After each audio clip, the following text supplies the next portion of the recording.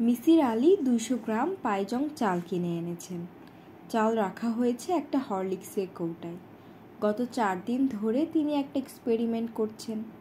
চায়ের চামচে 3 চামচ চাল তিনি জানালার পাশে ছড়িয়ে দেন।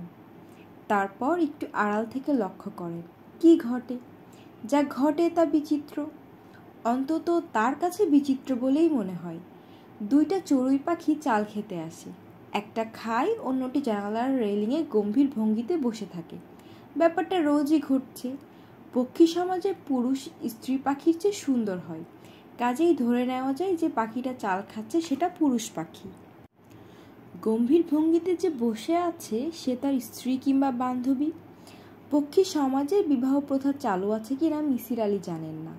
একটি পুরুষ পাখি একজন সঙ্গিনী নিয়েই সন্তুষ্ট থাকে না সঙ্গিনী বদল করে, এই ব্যাপারটা মিসির আলি জানতে ইচ্ছে করছে। জানেন না। পক্ষী বিষয়ক প্রচুর বই তিনি জোগাড় করেছেন। বইগুলোতে অনেক কিছুই আছে, কিন্তু এই জরুরি বিষয়টি নেই। পাবলিক লাইব্রেরিতে পুরনো একটি বই পাওয়া গেল, ইরভিং ল্যাংস্টনের দ্য রিলিম অফ বার্ডস। সেখানে পাখিদের বিচিত্র স্বভাবের অনেক কিছু লেখা, কিন্তু কোথাও নেই একটি পাখি খাবে, অন্যটি দূরে দাঁড়িয়ে দেখবে। রহস্যটা কি? এই পাখিটির কি খিদে নেই, নাকি সে এক ধরনের উপবাসের ভেতর দিয়ে যাচ্ছে? পক্ষী বিশারদরা কি বলেন? বিশারদদের ব্যাপারে মিছির আলির এক ধরনের অ্যালার্জি আছে।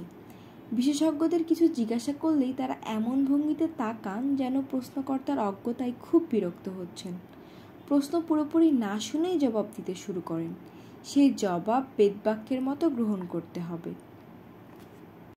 বিশেষজ্ঞদের জবাবের ওপর প্রশ্ন করা যাবে না। বিনয় নামক সদ্গুণটি বিশেষজ্ঞদের নেই। দীর্ঘদিন পড়াশোনা করে তারা যা শেখেন তার চেয়ে অনেক বেশি শেখেন অহংকার প্রকাশের কায়দা কানুন। পাখির ব্যাপারটাই ধরা যাক। তিনি ঢাকা বিশ্ববিদ্যালয়ের প্রাণীবিদ্যা বিভাগের একজন অধ্যাপকের কাছে গিয়েছিলেন। সেই ভদ্রলোক সমস্যা পুরোপুরি না শুনেই বললেন, এটা কোনো ব্যাপার না, খিদে নেই তাই খাচ্ছে না। পশু ও প্রাণী জগতের নিয়ম হলো খিদেই খাদ্য গ্রহণ করা। একমাত্র মানুষই খিদে না থাকলেও লোভে পড়ে খায়। মিসির আলি বললেন, প্রতিদিন একটা পাখি খিদে থাকবে না, অন্য একটা থাকবে, এটা কি যুক্তিযুক্ত? একটা বিশেষ পাখি যে খাচ্ছে না তাই বা আপনি ধরে নিচ্ছেন কেন? সব পাখি দেখতে একরকম, একদিন একটা খাচ্ছে, অন্যদিন আরেকটা খাচ্ছে। আমি পাখি দুটোকে চিনি, খুব ভালো করে চিনি। অসংখ্য চড়ুই পাখির মধ্যেও আমি এদের আলাদা করতে পারবো। অধ্যাপক ভদ্রলোক অনেকক্ষণ গা দুলিয়ে হাসলেন। তারপর ছোট্ট শিশুকে বোঝানোর ভঙ্গিতে বললেন, একটা মশা আপনার গায়ে কামড় দিল, তারপর সেটা উড়ে গিয়ে অন্য মশাদের সঙ্গে মিশলো। আপনি কি সেই মশাটাকে আলাদা করতে পারবেন? না। যদি না পারেন তাহলে চড়ুই পাখিও আলাদা করতে পারবেন না। পুরুষ চড়ুই এবং মেয়ে চড়ুই দেখতে একরকম। ভাই, এখন আপনি যান, 11টার সময় আমার ক্লাস, আমি কিছুক্ষণ পড়াশোনা করব। ভদ্রলোক মিসির আলিকে সম্পূর্ণ অগ্রাহ্য করে ডিকশনারি সাইজের একটি বই খুলে পড়তে শুরু করলেন। ভাবটা এরকম যে আজে বাজে লোকের সঙ্গে কথা বলে নষ্ট করার মতো সময় তার নেই। দেখা যাচ্ছে সবাই ব্যস্ত, সবারই সময় টানাটানি, একমাত্র তারই অফুরন্ত সময়। সময় কাটানোই তার সমস্যা হয়ে দাঁড়িয়েছে, কিছুই করার নেই। মিসির আলি ডাক্তার তাকে বলেছেন, একজন মানুষের শরীরে যত ধরনের সমস্যা থাকা সম্ভব তার সবই আপনার আছে। লিভারের প্রায় পুরোটাই নষ্ট করে ফেলেছেন, অগ্নাশয় থেকে সিক্রেশন হচ্ছে না, রক্তে WBCর পরিমাণ খুব বেশি, আপনার হার্টের সমস্যা আছে, ড্রপ বিট হচ্ছে। আপনাকে যা করতে হবে তা হলো দিনের পর দিন বিছানায় শুয়ে থাকা। বুঝতে পারছেন? পারছি। সিগারেট ছেড়েছেন? এখনও ছাড়িনি, তবে শিগগিরই ছাড়ব। উপদেশ দিতে হয় বলে দিচ্ছি। মনে হয় না আপনি আমার উপদেশের প্রতি কোনো রকম গুরুত্ব দিচ্ছেন। তারপরেও বলি, মন থেকে সমস্ত সমস্যা ঝেঁটিয়ে দূর করুন। যা করবেন তা হলো বিশ্রাম। গান শুনবেন, পার্কে যাবেন, হালকা বইপত্র পড়তে পারেন। রাত জাগা সম্পূর্ণ নিষিদ্ধ, মনে থাকবে? জি থাকবে। আমি জানি আপনি এর কোনোটাই করবেন না। মিসির আলি হেসে ফেললেন। হাসতে হাসতে বললেন, আমি আপনার উপদেশ মেনে চলব। দীর্ঘদিন বেঁচে থাকার জন্য যে উপদেশ মানব তা না, শরীরটা সত্যি সত্যিই সারাতে চাচ্ছি। অসুস্থতা অসহ্য বোধ হচ্ছে। ডাক্তার সাহেব বললেন, আপনি মুখে বলছেন কিন্তু আসলে কিছুই করবেন না। কিছু কিছু মানুষ আছে অন্যের উপদেশ সহ্য করতে পারে না, আপনি সেই দলের। ডাক্তারের কথা ভুল প্রমাণিত করে মিসির আলি ডাক্তারের উপদেশ মতোই চলছেন। রাত 9টার মধ্যে ভাত খান, 10টা বাজতেই শুয়ে পড়েন। সমস্যা হলো ঘুম আসে না। মানুষ কম্পিউটার না, নির্দিষ্ট সময়ে তাকে ঘুম পাড়ানো সম্ভব না। মিসির আলি গভীর রাত পর্যন্ত জেগে থাকেন, এক এক রাত এক এক ধরনের বিষয় নিয়ে ভাবেন। ইচ্ছে করে যে ভাবেন তা না, ভাবনাগুলোর যেন প্রাণ আছে, তারা নিজেরা আসে, মিসির আলিকে বিরক্ত করে, তারা যেন এক ধরনের আনন্দ পায়। ইদানিং তিনি চড়ুই পাখি নিয়ে ভাবেন। পাখি মানুষ চিনতে পারে কি পারে না, এই তার রাতের চিন্তার বিষয়। কোনো মানুষ যদি রোজ রোজ পাখিকে খাবার দেয়, তাহলে সেই পাখিগুলো কি ওই মানুষটিকে চিনে রাখবে? রাতে ঘুমের ঠিক না থাকলেও তার ঘুম ভাঙে খুব ভোরে। ঘুম ভেঙে পার্কে বেড়াতে যান। দুপুরে খাওয়ার পর দরজা জানালা বন্ধ করে শুয়ে পড়েন। বিকেলে পার্কে গিয়ে বসেন। তার বসার নির্দিষ্ট বেঞ্চ আছে। পা তুলে বেঞ্চিতে বসে তিনি গাছপালার সৌন্দর্য দেখতে চেষ্টা করেন, যদিও গাছপালা তাকে কখনোই আকৃষ্ট করে না। ডাক্তার হালকা বই পড়তে বলেছে। তিনি হাসি হাসি হাসি এই নামে একটি 300 পৃষ্ঠার বই কিনে এনেছেন। বইটিতে 2001টি জোক আছে। তিনি প্রথম পৃষ্ঠা থেকে পড়ে পড়ে এখন 33 পৃষ্ঠায় এসেছেন। এখনও তার হাসি আসেনি। এই বইটির দাম পড়েছে 100 টাকা। মনে হচ্ছে 100 টাকাই পানিতে গেছে। আরেকটি বই ফুটপাত থেকে কিনেছেন 2 টাকা দিয়ে। বইটির নাম বেহুলার বাসর ঘরের ইতিহাস। এই বইটি বরং ভালো, অনেক চিন্তাভাবনা করার ব্যাপার আছে। যেমন লক্ষিন্দরের বাবার নাম চাঁদ সওদাগর। চাঁদ সওদাগর সম্পর্কে বলা হচ্ছে, কালিদহে পড়ে চাঁদ পান করে জল, ক্ষণকাল যায় ভেসে ক্ষণে হয় তল, সপ্তদিন নবম রাত্রি ভাসিল সাগরে, ইছা মাছ বাসা বাঁধে দাড়ির ভেতরে। অর্থাৎ চাঁদ সওদাগরের দাড়িতে ইচা মাছ বাসা বেঁধেছে। সাগরের ইচা মাছ হচ্ছে গলদা চিংড়ি। এরা কি করে দাড়ির ভেতর বাসা বাঁধবে? রূপক অর্থে বলা হচ্ছে। রূপকের চিত্রকল্প তো বাস্তব হওয়া উচিত। অবাস্তব চিত্রকল্প দিয়ে রূপক তৈরি করার মানে কি? তাছাড়া সপ্তম দিন নবম রাত্রি ভাসিল সাগরে, বাক্যটির মানেই বাকি। সপ্তদিন সাগরে ভাসলে সপ্ত রাতও ভাসতে হবে। অবশ্যই শুরুতে এক রাত ভেসেছে এবং শেষে এক রাত ভেসেছে, এইভাবে ব্যাখ্যা দেওয়া যায়। তাতেও শেষ রক্ষা হয় না, কারণ চাঁদ সওদাগরের নৌকাডুবি রাতে হয়নি, হয়েছে দিনে। মিসির আলি পার্কে তার নির্দিষ্ট বেঞ্চিতে বসে আছেন। তার পাশে 2টি বই। একটি হলো বেহুলার বাসর ঘরের ইতিহাস, অন্যটি দ্য বার্ডস দেয়ার হ্যাবিটস। তিনি বই পড়ছেন না, বেশ আগ্রহ নিয়ে খেলা দেখছেন। বাচ্চারা ফুটবল খেলছে। ফুটবল খেলার মতো ফাঁকা জায়গায় পার্কে নেই, চারিদিকে গাছগাছালি। এর মধ্যেই বাচ্চারা খেলছে। কে কোন দলে খেলছে এটা বের করাই সমস্যা হয়ে দাঁড়িয়েছে। ছেলেরাও যার যেদিকে ইচ্ছে বল কিক বসাচ্ছে। নির্ধারিত কোনো গোলপোস্ট আছে বলেও মনে হচ্ছে না। গোলকিপার যে 2টি গোলপোস্টের মাঝখানে দাঁড়াচ্ছে সেটাই গোলপোস্ট। বলের সঙ্গে সঙ্গে গোলপোস্টের স্থান বদল হচ্ছে। আসসালামু আলাইকুম স্যার। মিসির আলি না তাকিয়েই বললেন, ওয়ালাইকুম আসসালাম। আপনার সঙ্গে কথা বলতে পারি স্যার? এখন বলতে পারেন না, এখন আমি খেলা দেখছি। স্যার আমি বসি না হয়? বসুন। অন্ধকার না হওয়া পর্যন্ত খেলা চলল। কে জিতলো কে হারলো কিছুই বোঝা গেল না। মনে হচ্ছে 2 দলই জিতেছে। এও এক অসাধারণ ঘটনা। একসঙ্গে 2টি দলকে জিততে প্রায় কখনোই দেখা যায় না। স্যার আমি অনেকক্ষণ বসে আছি। মিসির আলি তাকালেন। তার ভুরু কুঞ্চিত হলো। মানুষের সঙ্গ তার কখনোই বিরক্তিকর ছিল না। অতি সাধারণ যে মানুষ, তার চরিত্রেও অবাক হয়ে লক্ষ্য করার মতো কিছু ব্যাপার থাকে। কিন্তু ইদানিং মানুষ তার অসহ্য বোধ হচ্ছে। বরং চড়ুই পাখির ব্যাপার তাকে অনেক বেশি আকৃষ্ট করছে। তার পাশে বসে থাকা চশমা পরা মানুষটি মাঝে মাঝেই তাকে বিরক্ত করছে। তাকে এই পার্কেই দেখা যায়, সব দিন না, কয়েকদিন পর পর। এই লোক তাকে একটা গল্প বলতে চায়, তাও প্রেমের গল্প। পার্কে বসে প্রেমের গল্প শোনার মতো ধৈর্য এবং ইচ্ছা কোনোটাই তার নেই। এ লোককে সে কথা অনেকবার বলা হয়েছে। মিসির আলি ঠিক করলেন আজ আরেকবার বলবেন। প্রথমে যুক্তি দিয়ে বোঝানোর চেষ্টা করবেন, তারপর কঠিন এবং রূঢ়ভাবে বলবেন। মিসির আলি বললেন, হ্যাঁ এখন বলুন কেমন আছেন। কঠিন কথা বলার আগে সহজভাবে শুরু করা। বুদ্ধিমান লোক হলে বুঝে ফেলা উচিত যে প্রস্তাবনা মূল বইয়ের মতো নয়। জি স্যার ভালো আছি। গল্প শোনাতে চাচ্ছেন তো? কিছু মনে করবেন না, গল্প শুনতে ইচ্ছে করছে না। আপনার চড়ুই পাখি 2টি সম্পর্কে জানতে চাচ্ছিলাম। চড়ুই পাখি? জি স্যার, পরশুদিন আপনার কাছে এসেছিলাম। আপনি বলেছিলেন আপনি আমার কোনো কথা শুনতে পারবেন না, চড়ুই পাখি নিয়ে ব্যস্ত। পাখি দুটি কি ভালো আছে? হ্যাঁ, ভালো আছে। এখনো কি পুরুষ পাখিরা খাচ্ছে আর মেয়ে পাখিটা দূরে বসে দেখছে? হ্যাঁ স্যার, আমি ব্যাপারটা নিয়ে চিন্তা করেছি। আমার মনে হয় পাখি দুটোকে যদি আমরা খাঁচায় আটকে ফেলতে পারি তাহলে বোঝা যাবে ব্যাপারটা কি। খাঁচায় চাল দেওয়া থাকবে, ক্রমাগত 24 ঘন্টা মনিটর করা হবে। যদি দেখা যায় খাঁচার ভেতরেও মেয়ে পাখিরা কিছুই খাচ্ছে না, তাহলে বুঝতে হবে। মিসির আলি তাকে থামিয়ে দিয়ে বললেন, খাঁচায় এদের ঢোকাবো কী করে? খাঁচায় ঢোকানো সমস্যা হবে না স্যার। চাল খাইয়ে খাইয়ে আপনি এদের অভ্যস্ত করে রেখেছেন। খাঁচার দরজা খুলে আপনি যদি এর ভেতর চাল দিয়ে দেন, পাখি দুটোর খাঁচায় ঢুকবে। মিসির আলি আগ্রহ নিয়ে বললেন, খাঁচা কোথায় পাওয়া যায়?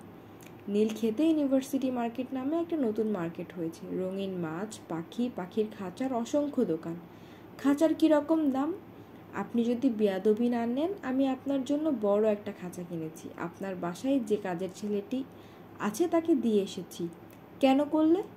আপনার ভেতর কৌতূহল জাগানোর জন্য করেছি। আমি বেশ কিছুদিন ধরে আপনার সঙ্গে কথা বলতে চাচ্ছি। আপনি কোনো রকম আগ্রহ দেখাচ্ছেন না, এমনকি আমার নাম পর্যন্ত জানতে চাচ্ছেন না। আমার ধারণা হয়েছে খাঁচাটি পেলে হয়তোবা আপনি কৌতূহলী হবেন, আমার নাম জানতে চাইবেন। আপনার নাম কি? আমার ডাকনাম তন্ময়, ভালো নাম মুশফিকুর রহমান। আপনি আমার কাছে কি চান? আমি আপনাকে একটা গল্প বলতে চাই। প্রেমের গল্প? প্রেমের গল্প বলা যেতে পারে। মিসির আলি দীর্ঘ নিঃশ্বাস ফেলে বললেন, আমাকে দেখে কি আপনার মনে হয় আমি প্রেমের গল্প শোনার ব্যাপারে খুব আগ্রহী? হ্যাঁ, মনে হয়। আমার মনে হয় গল্প শুরু করলে আপনি খুব আগ্রহ নিয়ে শুনতে শুরু করবেন। আমার দরকার অসম্ভব মনোযোগী একজন শ্রোতা, যে গল্প শুনে যাবে, একটি প্রশ্নও করবে না, গল্প শুনে হাসবে না, ব্যথিত হবে না। এমন শ্রোতা তো প্রচুর আছে, এই পার্কেই আছে। আপনি কি বলতে চাচ্ছেন আমি বুঝতে পারছি। আপনি বলতে চাচ্ছেন এই পার্কে প্রচুর গাছ আছে, গাছগুলো আমার গল্পের মনোযোগী শ্রোতা হতে পারে। আপনি কি তাই বোঝাতে চাচ্ছেন না? হ্যাঁ, গাছকে আমি আমার গল্প শুনিয়েছি, গাছরাও আমার গল্প মন দিয়ে শুনেছে এবং গল্পের মাঝখানে প্রশ্ন করে আমাকে বিরক্ত করেনি। কিন্তু ওরা আমার গল্প বুঝতে পেরেছে কি না তা আমি জানতে পারছি না। আপনার গল্প বোঝা কি গাছদের জন্য জরুরি? গাছের জন্য জরুরি নয়, আমার জন্য জরুরি, খুবই জরুরি। প্রেমের গল্পটা কি দীর্ঘ? গল্প বেশ দীর্ঘ, তবে গল্পের মূল লাইনটি, যাকে বটম লাইন বলা হয়, তা ছোট। স্যার, বটম লাইনটি বলবো? বলুন। আমি আপনাদের মনোবিদ্যার ভাষায় একজন সাইকোপ্যাথ। আমি এ পর্যন্ত 2টি খুন করেছি, খুব ঠান্ডা মাথায় করেছি, খুব ভেবে চিন্তে করা। এই খুন 2টি করার জন্য আমার মনে বিন্দুমাত্র অনুশোচনা নেই। আমি 3য় খুনটির প্রস্তুতি প্রায় সম্পন্ন করেছি। প্রস্তুতি পর্ব আপনাকে বলতে চাচ্ছি। প্রস্তুতি পর্বে প্রেমের ব্যাপার আছে, এজন্যই বলছি প্রেমের গল্প। 2টি খুন করেছেন, 3য়টি করবেন, করে ফেলুন, আমাকে বলার দরকার কি? আমার অনুমতি নেওয়ার ব্যাপার তো নেই। স্যার, আপনি কি আমার গল্প বিশ্বাস করেছেন? হ্যাঁ, করেছি। আমি তো আপনাকে একটা ভয়াবহ কথা বললাম, আপনি সঙ্গে সঙ্গে বিশ্বাস করলেন? হ্যাঁ, করলাম। কেন করেছেন? আমি মানুষকে কখনোই অবিশ্বাস করি না। তাছাড়া একজন মানুষ অকারণে কেন আমাকে এসে বলবে আমি 2টো খুন করেছি, 3য়টি করব? এখন বলুন, কেমন লাগে মানুষ খুন করতে? ভালো লাগে স্যার। লোকটি হেসে ফেলল, সুন্দর হাসি, কিন্তু মিসির আলি শিউরে উঠলেন। লোকটির জিহ্বা কুচকুচে কালো। সে যখন হেসে উঠল, মিসির আলি ব্যাপারটা তখনই লক্ষ্য করলেন। লোকটি উঠে দাঁড়াতে দাঁড়াতে বলল, আমি আপনার ভেতর কৌতূহল জাগ্রত করতে পেরেছি, কাজেই আমি জানি আপনি এখন আমার কথা শুনবেন। আর স্যার, আপনি আমার জিহ্বা দেখে যেমনভাবে চমকে উঠেছেন, সেভাবে চমকে ওঠার কিছু নেই। খুব ছোটবেলায় আমার অসুখ হয়েছিল, কালাজ্বর। ব্রহ্মচারী ইঞ্জেকশন নিতে হয়েছে, সেই সঙ্গে আয়ুর্বেদিক এক ওষুধ খেয়ে জিহ্বা পুড়ে ফেলেছিলাম। স্যার, যাই, খুব শীঘ্রই আপনার সঙ্গে আমার দেখা হবে। ও, ভালো কথা। স্যার, এই বইটিও আমি আপনার জন্য এনেছি, অস্ট্রেলিয়ান পাখিদের ওপর একটা বই। পাখিদের সম্পর্কে কিছু তথ্য এই বইটিতে পেতে পারেন। আপনার ভালো নাম কি যেন বললেন? মুশফিকুর রহমান। জি। আপনার সঙ্গে আমার কোথায় দেখা হবে? আপনার ঠিকানা কি? আমাকে আপনার খুঁজে বের করতে হবে না স্যার, আমিই আপনাকে খুঁজে বের করব। মিসির আলির কাজের ছেলেটির নাম বধূ, বয়স 15-16, বামন ধাঁচ আছে, লম্বা হচ্ছে না, ছেলেটা বোকা ধরনের, তবে অত্যন্ত অনুগত। রাতে মিসির আলির বাড়ি ফিরতে দেরি হলে চিন্তিত মুখে সদর রাস্তায় দাঁড়িয়ে থাকে। কিছুদিন পর পর এত কাম বেতনে কাজ করবো না বলে ভয় দেখানোর চেষ্টা করে। মিছির আলি তাকে লেখাপড়া শেখানোর চেষ্টা করছেন।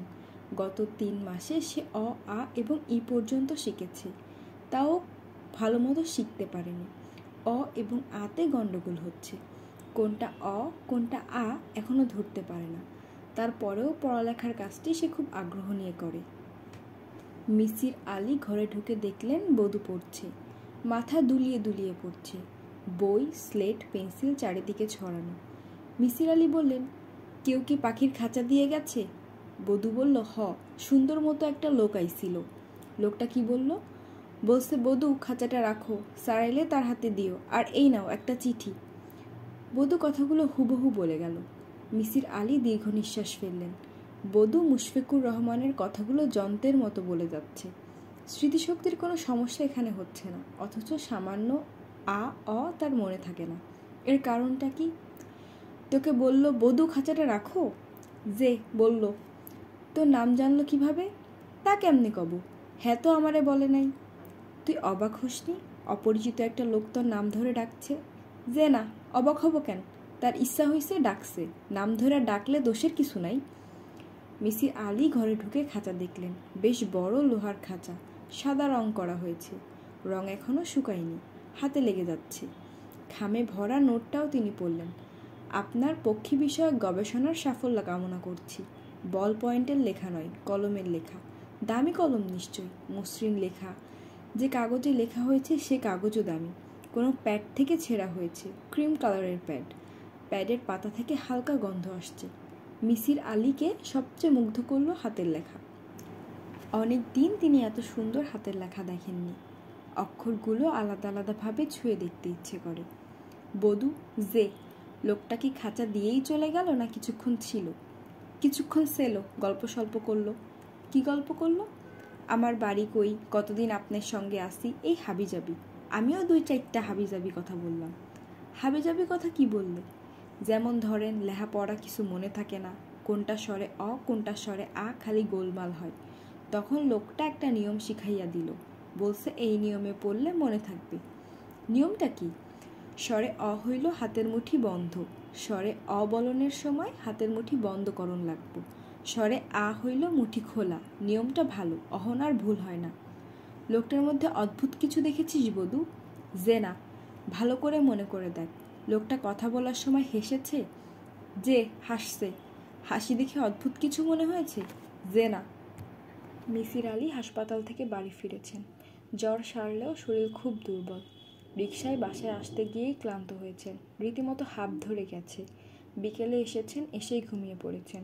খুব ক্লান্ত অবস্থায় ঘুম ভালো হয় না, ঘুমের তৃপ্তি পাওয়া যায় না। তার উপর বধূ কিছুক্ষণ পরপর এসে মাথায় হাত দিয়ে জ্বর এলো কিনা দেখে যাচ্ছে। সন্ধ্যাবেলায় সে ডেকে তুলে ফেলল। তার বিখ্যাত দার্শনিক উক্তির একটি শোনালো, সন্ধ্যা কাইলে ঘুমাইলে আয়ু কমে, সন্ধ্যা কাইলে মানুষের বাড়িতে বাড়িতে আজরায় লুকি দেয়, এই জন্য সন্ধ্যা কাইলে জাগনা থাকা লাগে। উঠেন, চা পানি খান। আজরাইল এসে তাকে যেন ঘুমন্ত অবস্থায় না পায় সেজন্য মিসির আলি উঠে হাত মুখ ধুলেন, চা খেলেন। সিগারেট খেতে এখন আর বাধা নেই। ডাক্তার নার্স ছুটে এসে আসবে এই আশঙ্কায় থেকে তিনি মুক্ত। তবুও সিগারেট ধরাতে ইচ্ছে করছে না। পার্কের দিকে বেড়াতে যেতে ইচ্ছে করছে, শরীরে বোধহয় কুলাবে না। মুশফিকুর রহমান তাকে কৌতূহলী করবার জন্য খাঁচা উপহার দিয়েছে। এর প্রয়োজন ছিল না। একবার হাঁ করলে মিসির আলি তার সম্পর্কে কৌতূহলী হতেন। তা করেনি। মিসির আলি যখন কৌতূহলী হয়েছেন তখন সে তার ভয়ঙ্কর জিহ্বা দেখিয়েছে, তার আগে না। সে তার শরীরের এই অস্বাভাবিকতা গোপন রাখতে পারে, এই ক্ষমতা তার আছে। সে বধূর সঙ্গে অনেক গল্প করেছে, বধূ তার কালো জিহ্বা দেখতে পায়নি। ইচ্ছা করলে মিসির আলির কাছেও গোপন করতে পারত, তা রাখেনি। তার মানে কোনো একটা উদ্দেশ্য আছে। উদ্দেশ্যটা কি? সে কি ভয় দেখাতে চেয়েছে, না চমকে দিতে চেয়েছে? চমকে দেওয়ার একটা প্রবণতা লোকটির মধ্যে লক্ষ্য করা যায়। পাখির খাঁচা কিনে আনায় তা প্রমাণিত হয়। বধূকেও সে চমকে দিতে চেয়েছে, তার নাম ধরে ডেকে। বধূ চমকাবার মতো বুদ্ধি নেই বলে চমকায়নি। মুশফিকুর রহমান যে অসম্ভব বুদ্ধিমান এই ব্যাপারটিও সে জানাতে চায়। মনে রাখার একটি কৌশল সে বধূকে শিখিয়েছে। তার মূল লক্ষ্য বধূ নয়, মূল লক্ষ্য মিসির আলি। যেন সে বলার চেষ্টা করছে, বুদ্ধির খেলায় তুমি আমাকে হারাতে পারবে না। অসম্ভব বুদ্ধিমান মানুষ সবসময় এই ছেলে মানুষটি করে, তাদের বুদ্ধির ছটায় অন্যকে চমকে দিতে চাই। মিসির আলি নিজেও এই কাজটি করেন, খুব সূক্ষ্মভাবে করেন। এই লোকটিও সূক্ষ্মভাবেই করছে। সে বলল, আমি একজন সাইকোপ্যাথ। সাইকোপ্যাথ শব্দের মানে কি জানি? পত্রপত্রিকা এবং সিনেমার কল্যাণে শব্দটি প্রচলিত, যদিও এই শব্দের ব্যাপকতা সম্পর্কে খুব কম মানুষই জানে। সে দুটি খুনের কথা বলছে, একজন সাইকোপ্যাথ তা করবে না। উপন্যাসে সাইকোপ্যাথরা বড় গলায় সবাইকে খুনের কথা বলে। বাস্তবে চরিত্র হবে নির্ভীতচারী। লোকটির মধ্যে অনুসন্ধিৎসাও প্রবল। পাখির চাল না খাওয়ার ব্যাপারটা তাকেও বিস্মিত করেছে। সে রহস্য নিয়ে ভাবছে, কারণ পাখির বইটি সে শুধু কেনেনি, পড়েছেও। বইটির বিভিন্ন পাতায় পেজমার্ক দেওয়া। বইটি পড়তে হলে তাকে অনেকখানি সময় দিতে হবে। আচ্ছা, পাখির কথা তিনি তাকে কবে বললেন? পরশু না তার আগের দিন? আচ্ছা, এই বইটি কি লোকটির হাতের ছাপ আছে? মিসির আলি চিন্তিত বোধ করছেন। তাকে আরও ভালোভাবে ভাবতে হবে, আরও ঠান্ডা মাথায়। মোটেও উত্তেজিত হওয়া চলবে না। প্রথম লোকটির সঙ্গে কোথায় দেখা হলো?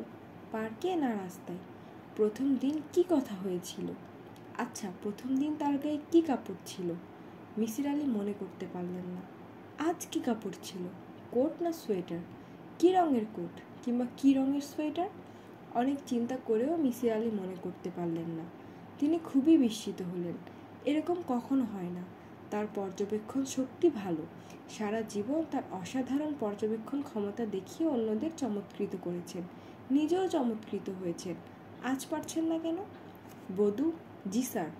যে লোকটা এসেছিল তার গায়ে কি ছিল? কোট? খেয়াল নাই। লোকটার গায়ের রং কি ছিল, ফর্সা না কালো? খেয়াল নাই। মিসির আলি অবাক হয়ে লক্ষ্য করলেন, শুধু যে বধূর খেয়াল নেই তা নয়, তার নিজেরও খেয়াল নেই। এর কোনো মানে হয়? তিনি নিজের উপর নিজে বিরক্ত হচ্ছেন। রাতের খাবার খেলেন নিঃশব্দে। খাওয়ার শেষে সিগারেট ধরালেন। সারা দিনে তিনি এখন একটাই সিগারেট খান। রাতে ঘুমোতে যাওয়ার আগে বধূ এসে তার পড়া বলল। এই প্রথমবার সে স্বরে অ আর স্বরে আতে কোনো ভুল করল না। হাত মুঠি বন্ধ করে বলল স্বরে অ, মুঠি খুলে বলল স্বরে আ। বধূ নিজের সাফল্যের আনন্দে হেসে ফেলল। ঠিক 10টায় মিসির আলি 10 মিলিগ্রাম ফিজিয়াম খেয়ে ঘুমোতে গেলেন। মস্তিষ্ক উত্তেজিত হয়ে আছে, স্নায়ুকে ঠান্ডা করার প্রয়োজন বোধ করলেন। ঘুম এলো না। মাথার মধ্যে ঘুরতে লাগলো মুশফিকুর রহমান। লোকটার গায়ের রং মনে নেই কেন? কি কাপড় পরে এসেছিল তাও মনে নেই। এর কারণ কি? যুক্তি দিয়ে এই সমস্যার কাছে কি পৌঁছা যায় না? নিশ্চয়ই যাই। সেই চেষ্টাই করা যাক। একজন মানুষের দিকে যখন আমরা তাকাই তখন তার চোখের দিকেই প্রথম তাকাই, তারপর তার মুখ দেখি, মাথার চুল দেখি, এর ফাঁকে সে কি কাপড় পরে এসেছে তা দেখি। যদিও আমরা তার চোখ থেকেই দৃষ্টি ফিরিয়ে নেই, তাহলে চোখ ছাড়া লোকটির আর কিছুই দেখা হয় না। চোখ থেকেই দৃষ্টি ফিরিয়ে নেবার ব্যাপার কখন ঘটবে? তখনই ঘটবে যখন লোকটির চোখের তীব্র বিকর্ষণী ক্ষমতা থাকবে। চোখ কখন বিকর্ষণ করে? যখন চোখে কোনো সূক্ষ্ম অস্বাভাবিকতা থাকে। মিসির আলি মনে মনে বললেন, মুশফিকুর রহমান নামের লোকটির চোখের অস্বাভাবিক বিকর্ষণী ক্ষমতার জন্যই তাকে কখনো ভালোভাবে লক্ষ্য করা হয়নি। তাকে ভালোভাবে দেখার আগেই আমি চোখ ফিরিয়ে নিয়েছি। আমি তার কুৎসিত কালো জিভ দেখেছি, কারণ সে আমাকে ইচ্ছে করে তা দেখিয়েছে। মিসির আলি নিশ্চিত বোধ করলেন, সম্ভবত এখন তার ঘুম আসবে, হাই উঠছে। তিনি ঘুমিয়ে পড়লেন। রাতে তার সুনিদ্রা হলো। শেষ রাতের দিকে পাখি নিয়ে কিছু ছাড়া ছাড়া স্বপ্ন দেখলেন। একটি স্বপ্নে চড়ুই পাখি দুটি তার সঙ্গে কথা বলল। মিষ্টি রিনরিনে গলায় বলল, মিসির আলি সাহেব, শরীরের হালচাল অবস্থা ভালো?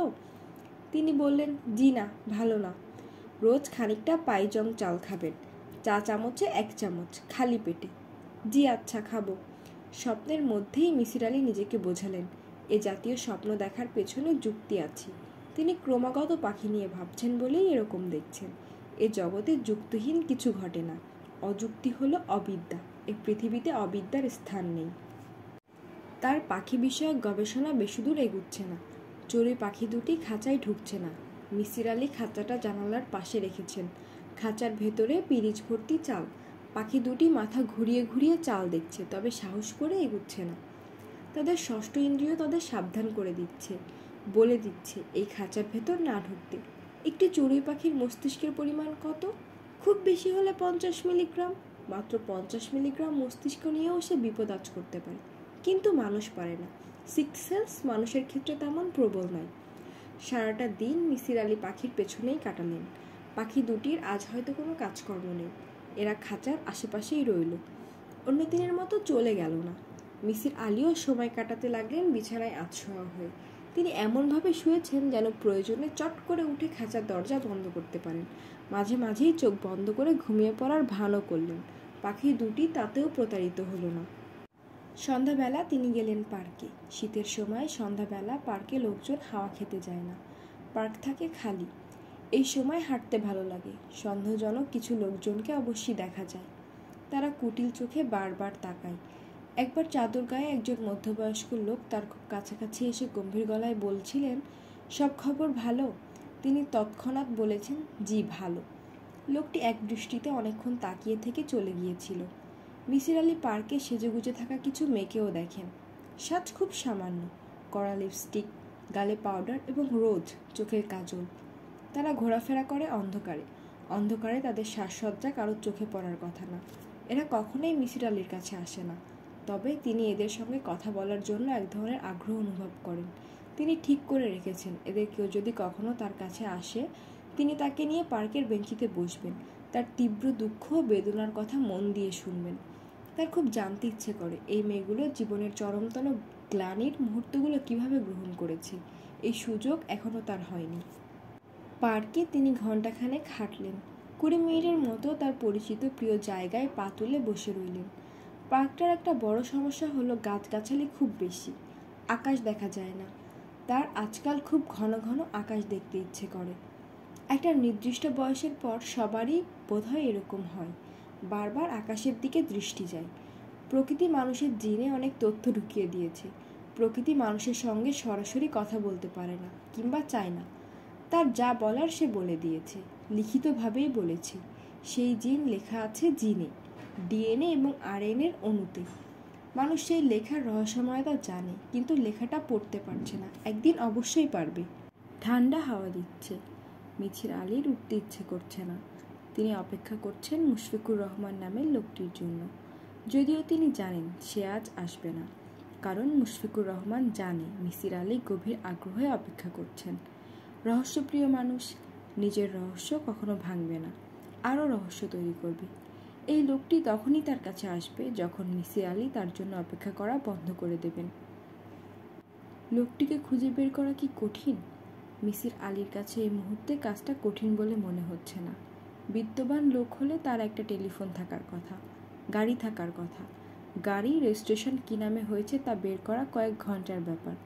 গাড়ি না থাকলেও তার টিভি কিংবা রেডিও আছে, এদের জন্যও লাইসেন্স করতে হয়। ঠিকানা আছে এমন মানুষকে খুঁজে পাওয়া কোনো সমস্যাই নয়। বের করা যায় না শুধু ঠিকানাহীন মানুষদের। আসসালামু আলাইকুম স্যার। ওয়ালাইকুম আসসালাম স্যার, আমি মুশফিকুর রহমান। আপনি আজ পার্কে আসবেন ভাবিনি। আমি ভেবেছিলাম আজ আপনি পাখিদের নিয়ে ব্যস্ত থাকবেন।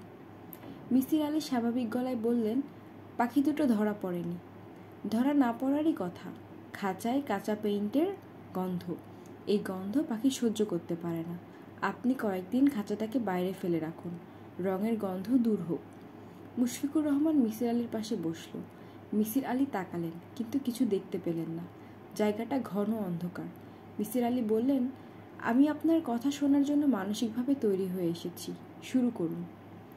গল্প শোনার সময় আপনি কি আমার মুখ দেখতে চান না? অনেকের আবার মুখের দিকে না তাকিয়ে গল্প শুনতে পারে না, আবার বলতেও পারে না। আপনি কি বলতে পারেন?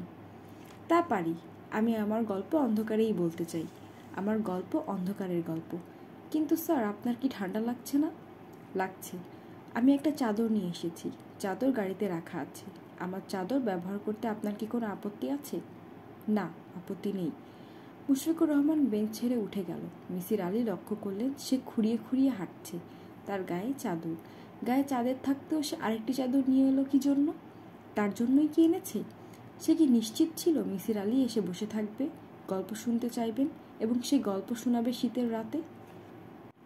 তাই যদি হয় তাহলে সে শুধু চাদর আনেনি, ফ্লাক্সে করে চা এনেছে, কিছু খাবার এনেছে। মিসির আলি 555 সিগারেট খান। সেই সিগারেটও 1 প্যাকেট এনেছে। চাদর যদি তার জন্য আনা হয় তাহলে চাদরটি হবে অব্যবহৃত, নতুন। মুশফিকুর রহমান ফিরে এলো, তার সঙ্গে ফ্ল্যাক্স, একটা প্যাকেটে পূর্বানী কনফেকশনারির কিছু স্যান্ডউইচ। সে বসতে বসতে বলল, চাদরটা আপনি নিশ্চিত হয়ে গায়ে দিন। এটি যদিও অনেক আগে কেনা, কখনো ব্যবহার করা হয়নি। 2 বছর আগে জয়পুর গিয়েছিলাম, তখন কেনা। রাত বলেই দেখতে পাচ্ছেন না, চাদরের গায়ে রেশমি সুতার কাজ করা আছে। এরা বলে জয়পুরি কাজ। চাদরটা আপনার জন্য আমার সামান্য উপহার। Thank you. আমার 55 সিগারেট কোথায়? মুশফিকুর রহমান হাসলো, হাসতে হাসতে বলল, সিগারেটও এনেছি, দেব? দিন এবং গল্প শুরু করুন। কোত্থেকে শুরু করব? প্রথম খুন কীভাবে করলাম সেখান থেকে? না, নিজের কথা বলুন, আপনার ছেলেবেলার কথা। মুশফিকুর রহমান ফ্লাক্সে চা ঢালতে ঢালতে গল্প শুরু করলো। আমার ছেলেবেলা মোটেই মজার নয়। গল্প করে বেড়াবার কিছু নেই, সব মনেও নেই, তবু বলছি। আমি বড় হয়েছি পুরনো ঢাকায়। অনেকের ধারণা নেই যে পুরনো ঢাকায় অসম্ভব বিত্তমান বেশ কিছু মানুষ থাকেন। বাইরে থেকে তাদের অর্থ ও বিত্তের পরিমাণ বোঝা যায় না। আমাদের একেবারেই বোঝা যেত না। জেলখানার মতো উঁচু দেয়াল দেয়া বাড়ি, গেটের ভেতর দিয়ে ঢুকলে অনেকখানি ফাঁকা জায়গা, ফুলের বাগান টাগান নেই, এলোমেলোভাবে কয়েকটা বড় বড় দেশি ফুলের গাছ, চাপা গাছ, শিউলি গাছ। বাড়ির দক্ষিণ দিকে হাসনাহেনা প্রায় জঙ্গলের মতো ঝাড়। এই গাছগুলোতে কখনো ফুল ফোটে না, মাঝে মাঝে কেটে দেওয়া হয়, আবার আপনাতেই গজায়। বাড়ির পেছনে বেশ কিছু ফলের গাছ, একটা আছে কামরাঙা গাছ। এই গাছে কিছু কামরাঙা হয়, অন্যগুলোতে ফল হয় না। একটা পাতকুয়া আছে, মেঝে বাঁধানো। কুয়ায় পানি খুব পরিষ্কার, তবে বিশ্রী গন্ধ। সেই পানি ব্যবহার করা হয় না। বাড়িটা একতলা, অনেক বড়। মূল বাড়ির উত্তরে কামরাঙা গাছের কাছে 4 কামরার আলাদা একটা দোতলা বাড়ি, নিচে 3 কামরা, উপরে 1 কামরা। দোতলাটাকে আমরা বলতাম উত্তর বাড়ি। দোতলার পুরোটাই বলতে গেলে বারান্দা। ছোটবেলায় আমার উত্তর বাড়িতে যাওয়া পুরোপুরি নিষেধ ছিল, কারণ উত্তর বাড়িতে থাকতেন বাবা। তিনি বাচ্চা কাচ্চা পছন্দ করতেন না। আমার বাবা পৃথিবীর বেশিরভাগ জিনিসই অপছন্দ করতেন।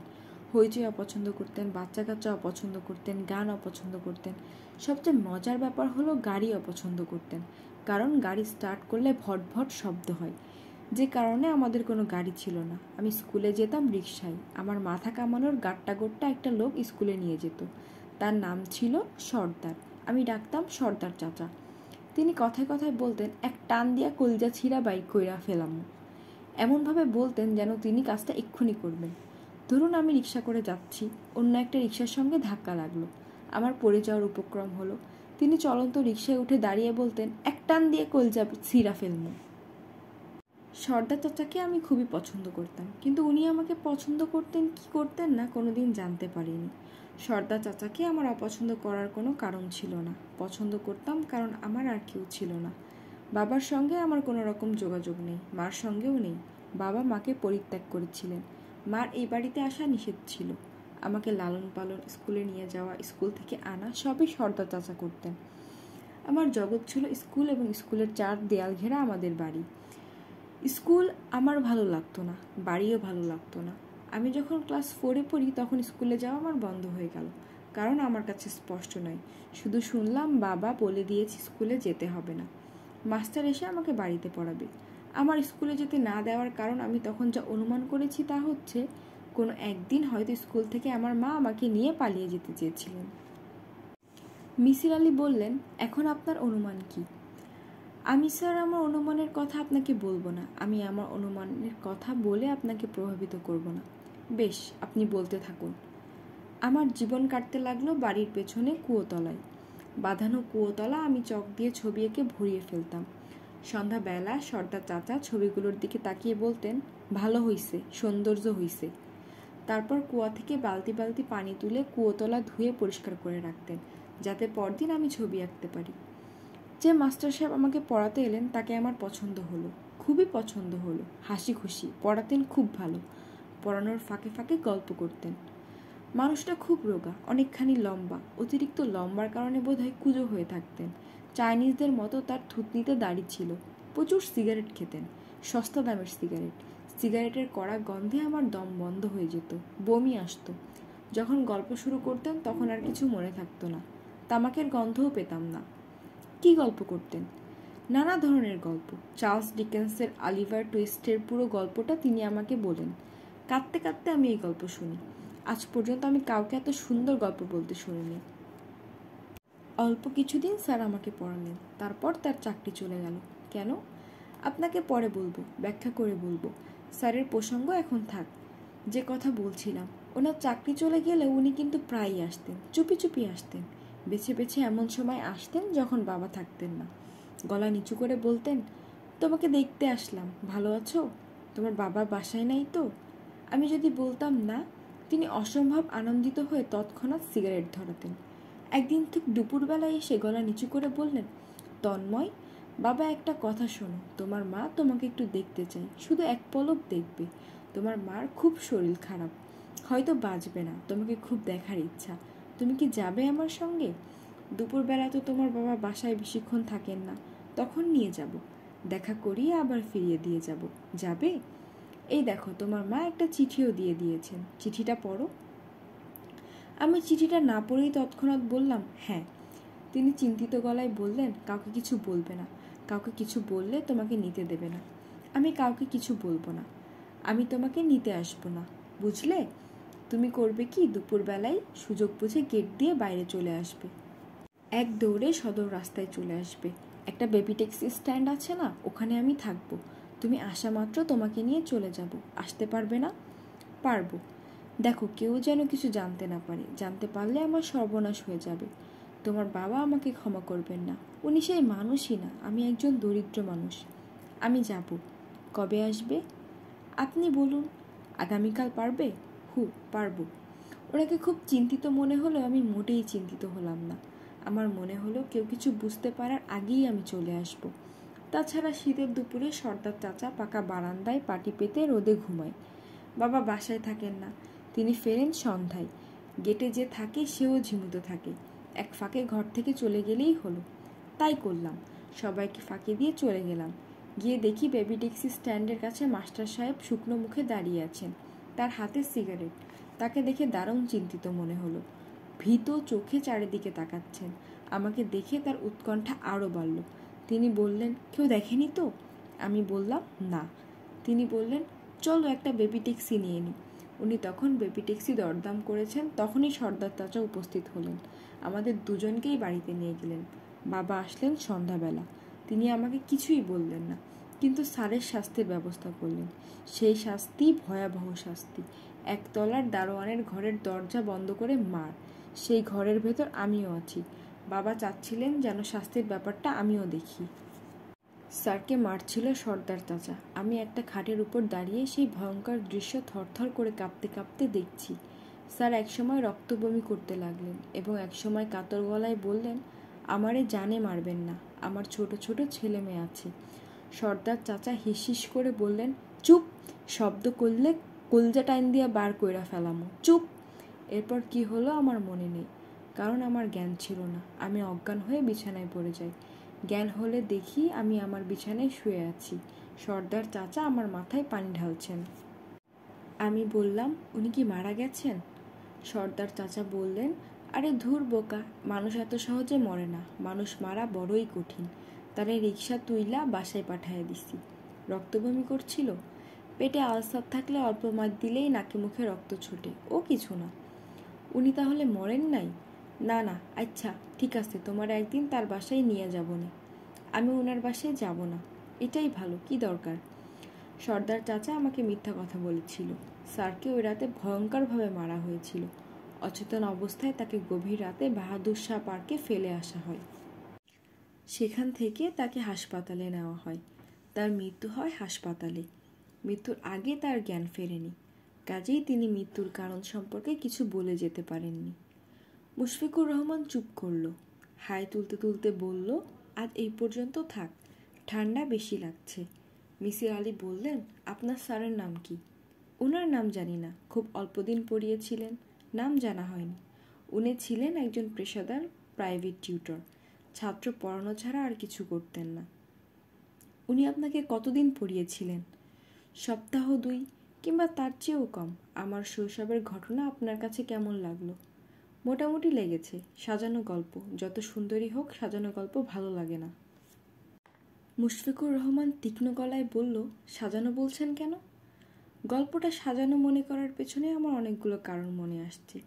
যে ভদ্রলোক মাত্র 2 সপ্তাহ আপনাকে পড়িয়েছেন, তিনি এই সময়ের ভেতর আপনাকে গোপনে নিয়ে আপনার মার সঙ্গে দেখা করিয়ে আনার মতো দুঃসাহসিক পরিকল্পনা হাতে নেবেন, তা বিশ্বাস্য নয়। আমার মনে হয় ঘটনাটা এরকম, আপনি বাড়ি থেকে পালাচ্ছিলেন।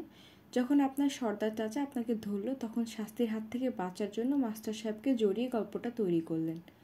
দুর্ভাগ্যক্রমে সেই সময় হয়তো মাস্টার সাহেব সামনে পড়ে গেছেন, যে কারণে আপনাকে আপনার বাবা কোনো শাস্তি দেননি। আপনার সর্দার চাচা ওই নিরীহ মানুষটিকে এমন ভয়ঙ্কর শাস্তি কেন দিল, তাও পরিষ্কার হচ্ছে না। মাতৃস্নেহ বঞ্চিত একটি শিশুকে মায়ের কাছে নিয়ে যাওয়া কোনো অপরাধ নয়, আর অপরাধ ধরা হলেও মৃত্যুদণ্ড তার শাস্তি হতে পারে না।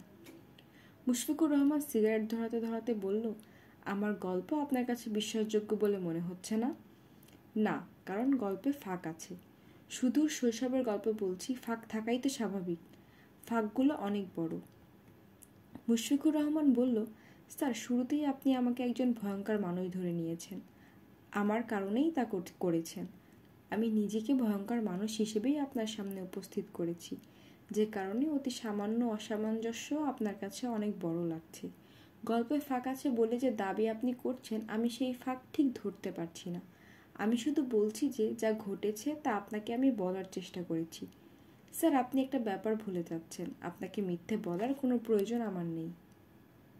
মিসির আলি বললেন, আমাকে সত্য বলারও তো প্রয়োজন নেই। প্রয়োজন আছে, সব ঘটনা আপনাকে ঠিকঠাক মতো জানানো দরকার। আপনি ঠিকঠাক মতো বলছেন না। কি করে আপনি জানলেন যে মাস্টার সাহেবকে মেরে বাহাদুর শাহ পার্কে ফেলে আসা হয়? যদি ফেলেও আসে, আপনাকে কেউ সেই তথ্য দেবে না। ক্লাস 4-এ যে ছেলেটি উঠেছে, সে পরদিন খবরের কাগজ পড়ে এই তথ্য উদ্ধার করবে, তা বিশ্বাস্য নয়। মাস্টার যে মারা গেছে এটিও আপনার জানার কথা না। আপনার সর্দার চাচা কি আপনার কাছে স্বীকার করেছিলেন? না, স্বীকার করেননি, তবে পরদিন খুব ভীত ভঙ্গিতে আমাকে বলেছিলেন বাড়িতে পুলিশ আসতে পারে। পুলিশ এলে আমি যেন বলি আমি এই মাস্টারকে চিনি না। পুলিশ কি এসেছিল? জি, এসেছিল, তবে আমার সঙ্গে পুলিশের কোনো কথা হয়নি। বাবার সঙ্গে কথা বলে তারা খুব খুশি মনে চলে যায়। মাস্টার সাহেব যে বাহাদুর শাহ পার্কে পড়েছিলেন, এই তথ্য কোথায় পেলেন? মুশফিকুর রহমান কিছুক্ষণ চুপ করে রইলেন। মনে হলো কথাটা বলবেন কি বলবেন না তা ঠিক ধরতে পারছেন না।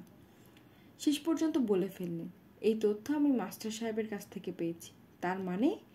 যে মাস্টার সাহেবের কথা আপনাকে বললাম, উনি তার মৃত্যুর পর আমার সঙ্গে বাস করছেন।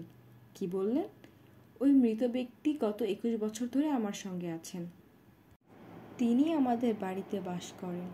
আমি জানি ব্যাপারটি অবিশ্বাস্য, হাস্যকর। এটা যে 20 শতাব্দী তাও আমি জানি। মানুষ চাঁদে নেমেছে, চাঁদের মাটিতে মানুষের পায়ের ছাপ আছে, এটা যেমন সত্যি। আমার স্যার আমাদের বাড়িতে বাস করছেন, এটিও তেমন সত্যি।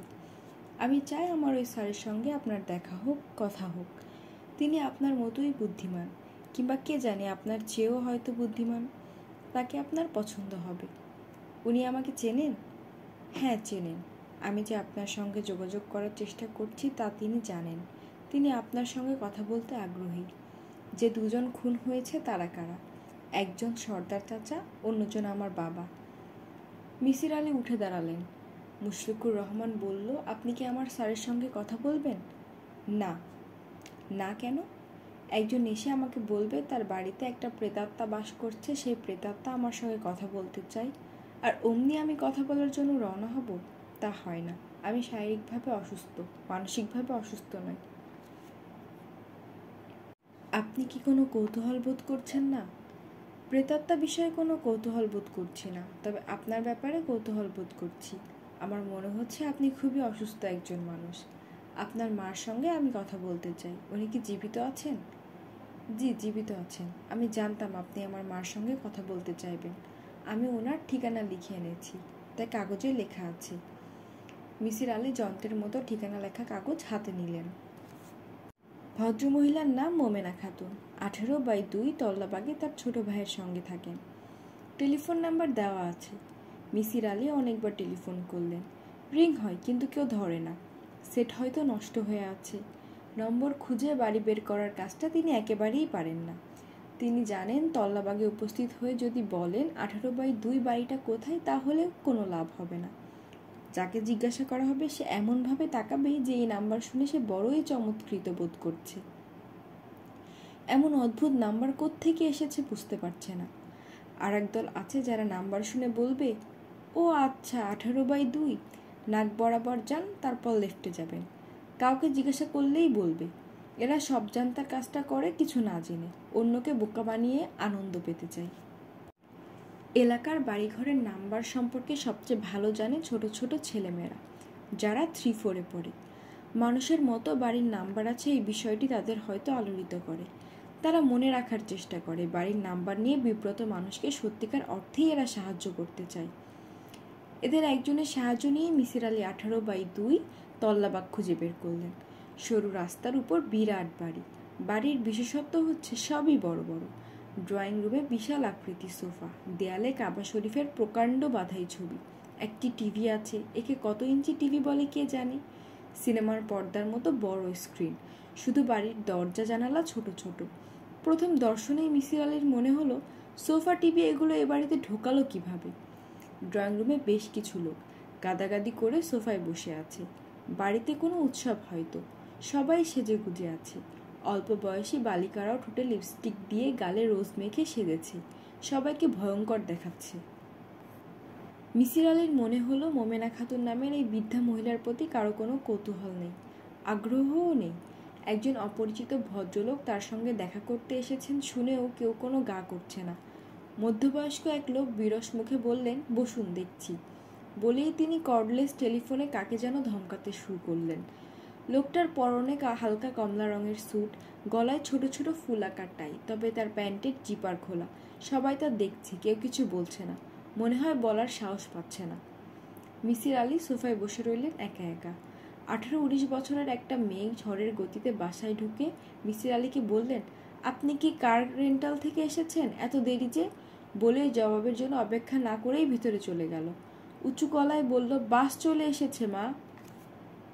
বোঝা যাচ্ছে এরা দল বেঁধে কোথাও যাচ্ছে। পিকনিক হবার সম্ভাবনা। শীতকালে শুক্রবারে পিকনিক লেগেই থাকে। পিকনিক হলে মোমেনা খাতুনের দলটির সঙ্গে যাবার কথা। ইচ্ছে না থাকলেও বৃদ্ধ বৃদ্ধাদের পিকনিকে নিয়ে যেতে হয়।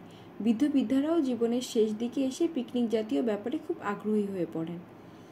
টেলিফোন হাতে ভদ্রলোকের কথা বলেই যাচ্ছেন এবং একটি কথাই ঘুরিয়ে ফিরে কিছুক্ষণ পরপর বলছেন। একসময় লাইন কেটে গেল, কিংবা ওপাশে ভদ্রলোক লাইন ছেড়ে দিলেন। ভদ্রলোক বিরক্ত হয়ে টেলিফোন সেটটার দিকে তাকাচ্ছেন। এই সুযোগ হাতছাড়া করা ঠিক হবে না।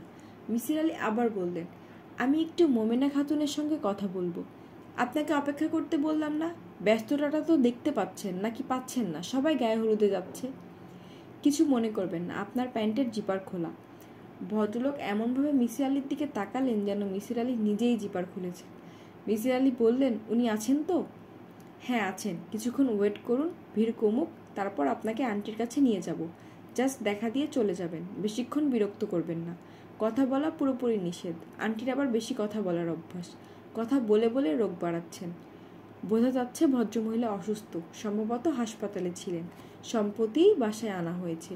অনেকেই তাকে দেখতে আসছে বলে মিসির আলিকে এ বাড়ির সবাই স্বাভাবিকভাবে নিয়েছে।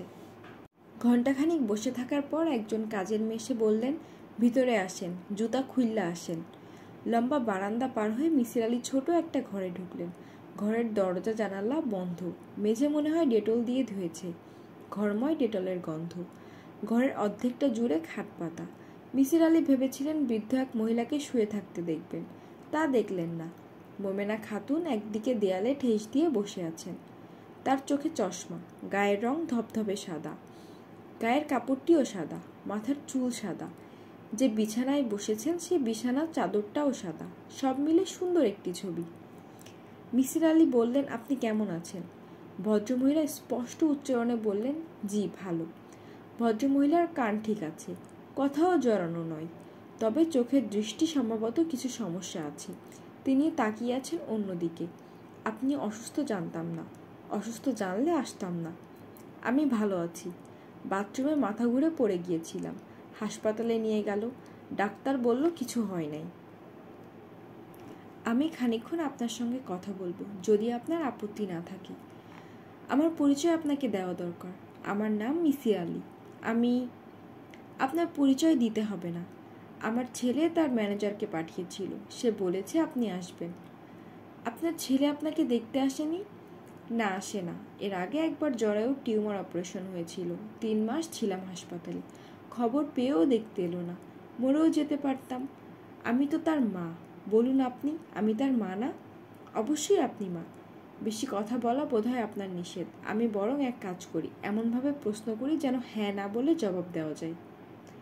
কথা বলা নিষেধ, এটা আপনাকে কে বলল? কোনো নিষেধ না, ডাক্তার এমন কিছু বলে নাই। এসব কথা এই বাড়ির লোকজন বানিয়েছে। যেই আসে তাকে বলে কথা বলা নিষেধ। যাক, বাদ দিন। কি যেন বলছিলাম? আপনি বলছিলেন আগে একবার আপনার জরায়ু টিউমার অপারেশন হয়েছিল, 3 মাস হাসপাতালে ছিলেন। আপনার ছেলে খবর পেয়েও আপনাকে দেখতে আসেনি। আপনি আমার কাছে জানতে চাচ্ছিলেন আপনি তার মা কিনা। মোমেনা খাতুন মিসির আলীর কথায় হৃষ্টচিত্তে বললেন, হ্যাঁ, ঠিক কথা। আমি তো তার মা, সন্তান পেটে ধরেছি। সে আমাকে আমার স্বামীর বাড়ি থেকে বের করে দিল। সন্ধ্যা রাত্রিরে আমাকে এসে বলল, মোমেনা, বাইরে রিক্সা আছে, যাও রিক্সায় ওঠো। তার রাগ বেশি, ভয়ে কিছু জিজ্ঞাসা করলাম না। সেই যে রিক্সায় উঠলামই। ওই বাড়িতে আর ঢুকতে পারলাম না। এখন আমি পড়ে আছি আমার ভাইয়ের বাড়িতে। আমি তো থাকতে পারতাম আমার ছেলের সঙ্গে, পারতাম না? জি পারতেন।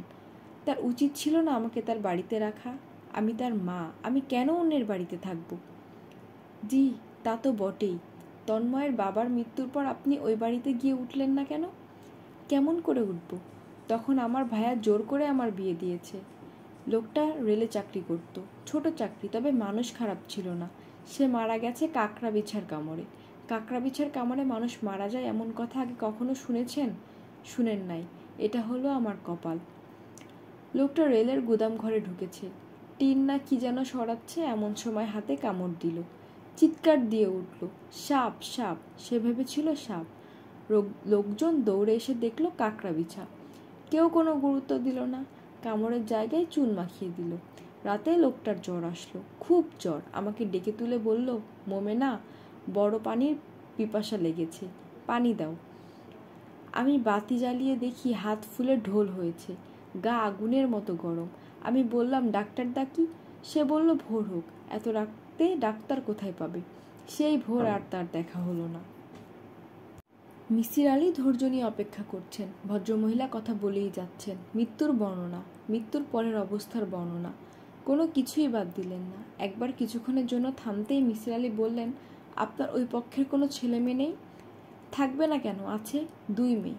একজনকে ম্যাট্রিক পাসের সঙ্গে সঙ্গে বিয়ে দিয়ে দিলাম, ও আছে এখন কুমিল্লায়। আমার অসুখের খবর পেয়ে দেখতে এসেছিল। একা এসেছিল, জামাই আসতে পারেনি, ছুটি পাইনি। ছোট মেয়ের বিয়ে হয়েছে গত বছর।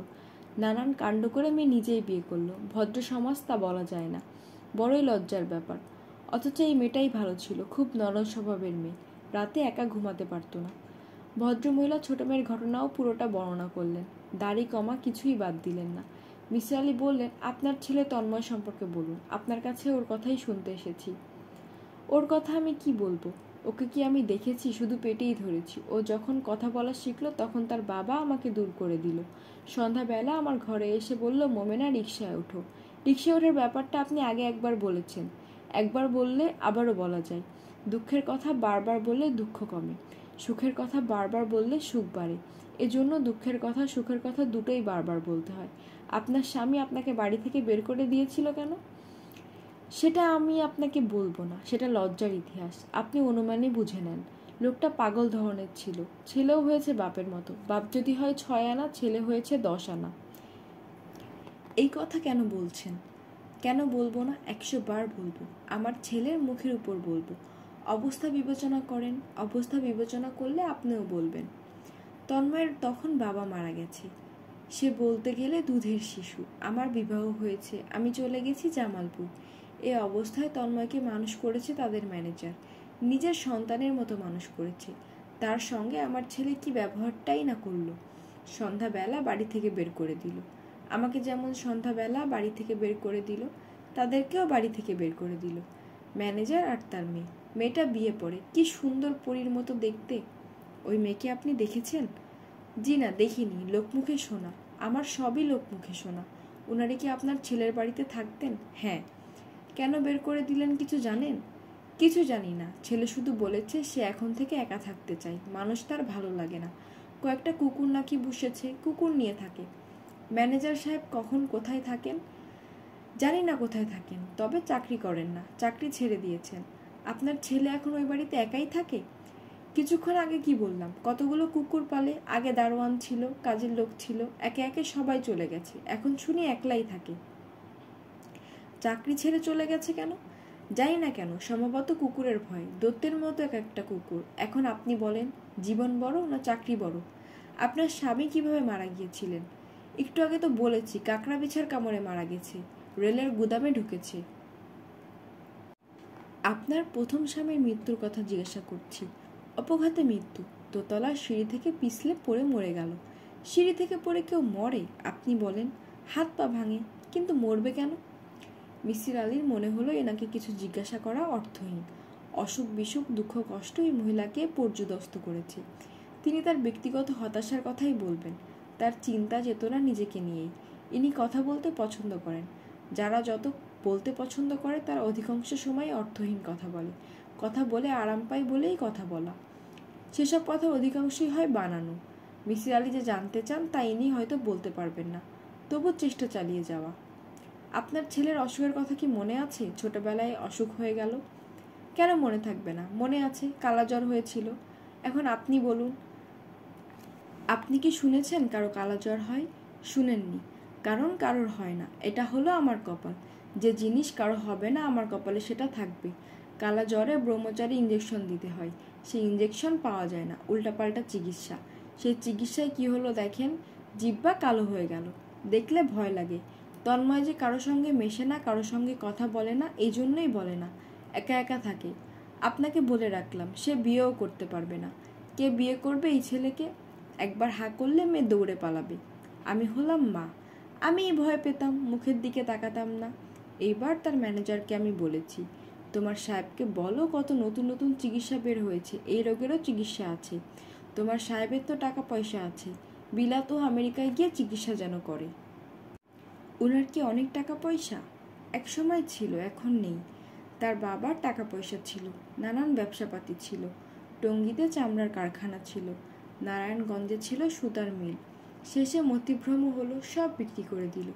তন্ময়ের কিছুই নাই, কারখানা সব বিক্রি করে দিয়েছে। অরিতে একটা দোতলা বাড়ি আছে, বাড়িটার ভাড়া পাই। এখন শুনছি সে বাড়িও বিক্রি করে দেবে। কোথায় শুনলেন? সে বলেছে? না, সে বলে নাই, এইসব কথা সে বলে না, লোকমুখে শুনি। তন্ময় কি আপনাকে হাত খরচের টাকা দেয়? তা দেয়। মাসের প্রথমে 1-2 তারিখে ও নতুন ম্যানেজার টাকা নিয়ে আসে। ম্যানেজারের নাম রশিদ মোল্লা। আমার হাতে দিয়ে বলে, আম্মা এই কাগজটায় সই করে টাকা গুনে রাখেন। আমি বলি, বাবা সই করার দরকার কি? সে বলে, দরকার আছে আম্মা, সই করেন। ম্যানেজার আমাকে খুব সম্মান করে, আম্মা ডাকে। রশিদ মোল্লার কাছ থেকে কি শুনেছেন যে ওয়ারির বাড়ি বিক্রি হচ্ছে? জি। উনি কোথায় থাকেন? আপনার ছেলের সঙ্গে? না না, কি বললাম আপনাকে, তন্ময় বাড়ির কাউকেই রাখে না। সে থাকে, 2টা দারোয়ান থাকে, আর বাড়ি ভর্তি কুকুর। আমি তাকে বললাম, বাবা এত কুকুর কেন? কুকুর প্রাণীটা ভালো না, তুমি বিড়াল পোষো। বিড়াল পরিষ্কার পরিচ্ছন্ন, দেখতেও সুন্দর। আমাদের নবীজিও বিড়াল পছন্দ করতেন। তা সে আমার কথা শুনে না। কেন শুনবে? আমি কে? কুকুরগুলো সারা রাত বাড়ির চারিদিকে ছোটাছুটি করে, মাঝে মাঝে একসঙ্গে ডাকে। বড়ই ভয়ঙ্কর। ভয়ঙ্কর কি করে বলছেন? আপনি তো এ বাড়িতে যানওনি, কুকুরের ডাকও শোনেননি। রশিদের কাছে শুনলাম, প্রতি মাসে আসে, গল্প টল্প করে, যাবার সময় পায়ে হাত দিয়ে সালাম করে। ম্যানেজার বলল, আম্মা বড় ভয়ঙ্কর অবস্থা। 9টা কুকুর সারা বাড়ির চারিদিকে ঘুরে, ভয়ঙ্কর স্বরে একসঙ্গে ডাকে, গায়ের রক্ত পানি হয়ে যায়। রশিদ সাহেব কোথায় থাকেন? আপনি ঠিকানা জানেন? কাগজে লেখা আছে, টেলিফোন নম্বরও আছে। সে আমাকে বলল, দরকার অদরকারে ডাকবেন, আমি চলে আসব, যত রাতই হোক, খবর পেলে চলে আসব। পরে ছেলে এই কথা বলে, কিন্তু নিজের ছেলে কিছু বলে না, খোঁজও নেয় না। এই ছেলে দিনের বেলা ঘর থেকে বের হয় না, সে ঘর থেকে বের হয় সন্ধ্যার পর। মিসির আলী ম্যানেজারের ঠিকানা নিলেন। উঠবার সময় বললেন, আমি যে আপনাকে এত কথা জিজ্ঞেস করছি, কেন করছি জানতে চান না? না, জেনে কি হবে? তার উপর তন্ময় খবর দিয়েছে আপনার কাছে একজন ভদ্রলোক আসবেন, তার নাম মিসির আলী। উনি আপনাকে অনেক প্রশ্ন করবেন, সব প্রশ্নের জবাব দেবেন, কোনো কিছুই গোপন করবেন না। যা আপনি জানেন তাই শুধু বলবেন, যা জানেন না তা বলবেন না। নিজে অনুমান করে যদি কিছু বলেন তাহলে সেটাও ওনাকে জানাবেন, বলবেন এটা আমার অনুমান। আপনাকে ধন্যবাদ, আজ তাহলে উঠি। আপনি কি আবার আসবেন? জি না, আর আসবো না। আপনাকে চা পানি কিছুই দিতে পারলাম না। ঘরে অবশ্যই লোক আছে, থাকলে কি হবে, এদের কিছু বললে বিরক্ত হয়। সেই দিন জয়তির মাকে বললাম পিয়াস লাগছে, লেবু দিয়ে এক গ্লাস শরবত দাও। জয়তির মা বলল পারবো না, চুলা বন্ধ। দেখেন অবস্থা, শরবত বানাতে চুলা লাগে। আরেকদিন কি হয়েছে শুনেন। আজ যাই, আমার একটা কাজ ছিল। একটু বসেন না, কথা বলার লোক পাই না, কাউকে যে সুখ দুঃখের একটা কথা বলবো সেই উপায় নেই। নিজের ভাইয়ের বাসা, এরা এমন ভাব করে যেন আমাকে দয়া করে আশ্রয় দিয়েছে, অথচ নগদ পয়সা দিয়া থাকি। মাসের প্রথমে গুনে গুনে 2,000 টাকা দিই। আমার পিছনে কি 2,000 টাকা খরচ হয় আপনিই বলেন? কি খাই আমি? 2 বেলায় 1 পোয়া চালের ভাতও খাই না। মাসে 7 সের চালের ভাতও খাই না। 7 সের চালের দাম কত?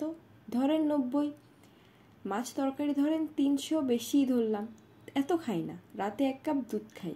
দুধের দাম কত ধরবেন? 100 ধরেন। এখন 15 টাকা লিটার, তাহলে কত হলো? 400। আচ্ছা 500ই ধরলাম। ঘরটার ভাড়া ধরলাম 500, হলো 1000। তারপরেও বাড়তি দেই 1000। দাঁড়িয়ে আছেন কেন, বসুন। মিসির আলি বসলেন। ভদ্রমহিলা গলা নিচু করে বললেন, তন্ময় আমাকে মাসে 5,000 দেয়, ওরা সেটা জানে না। জানলে উপায় আছে, ওরা জানে মাসে 2,000 পাই, সবটাই ওদের দিয়ে দেই। তবে আমার ভাইয়ের বউ সন্দেহ করে। আমি যখন হাসপাতালে ছিলাম তখন আমার ট্রাঙ্কের তালা খুলে দেখেছি। অতি খারাপ মেয়ে ছেলে, মুখে মধু, হাসি ছাড়া কথা বলে না। আজ উঠি। আহা বসেন না, একটু বসেন। মিসির আলি আরও 1 ঘন্টা বসলেন। বের হয়ে এলেন প্রচণ্ড মাথার যন্ত্রণা নিয়ে। ঘর থেকে বেরোবার পর মনে পড়ল একটা জরুরি কথা জিজ্ঞাসা করা হয়নি। উনি কি মাস্টার সাহেবকে দিয়ে কোনো চিঠি পাঠিয়েছিলেন? জিজ্ঞেস করতে ইচ্ছে করছে না, কারণ জিজ্ঞেস করে কোনো লাভ নেই। ভদ্রমহিলা বলবেন না, তিনি কিছু গোপন জিনিস জানেন, এগুলো আড়াল করবার জন্যই এত অপ্রাসঙ্গিক কথা বলেছেন। এত দীর্ঘ সময় কথা বলে একটা মাত্র জিনিস জানা গেল, নিজের ছেলে প্রসঙ্গে ভদ্রমহিলার কোনো আগ্রহ নেই। তার চেয়ে বরং রশিদ মোল্লার কাছে যাওয়া যাক। রশিদ মোল্লার বয়স 50-এর কাছাকাছি। মোটাসোটা মানুষ, শরীরের তুলনায় মাথা ছোট, ধূর্ত চোখ। চোখ দেখেই মনে হয় পৃথিবীর কাউকে তিনি বিশ্বাস করেন না, সম্ভবত নিজেকেও করেন না। কলিং বেল টেপার পর ভদ্রলোক নিজেই দরজা খুলে দিলেন, তবে হাত দিয়ে দরজা ধরে থাকলেন। মনে হচ্ছে তিনি চান না কেউ ঘরে ঢুকুক। মিসির আলি বললেন, আপনি কি রাশেদ মোল্লা? জি। একটু কথা ছিল আপনার সঙ্গে। বলুন। দরজায় দাঁড়িয়ে তো কথা বলা যাবে না, বসতে হবে। মিনিট 10 সময় লাগবে, আমি সময় নেব। এখন আমি নাতনিকে পড়াচ্ছি, ওর এসএসসি পরীক্ষা।